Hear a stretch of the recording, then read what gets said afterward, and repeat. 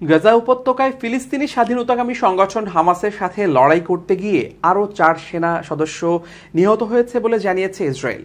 মঙ্গলবার কাতার ভিত্তিক সংবাদ মাধ্যম আল জাজিরার এক প্রতিবেদনে এ তথ্য জানানো হয়েছে।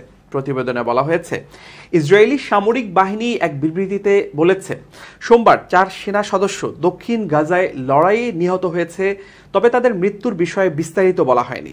ইসরায়েলি আর্মি রেডিও জানিয়েছে, এ নিয়ে 27 অক্টোবর গাজায় স্থল অভিযান শুরুর পর থেকে ইসরায়েলি সামরিক বাহিনীর সর্বশেষ নিহতের সংখ্যা 298 জনে দাঁড়িয়েছে।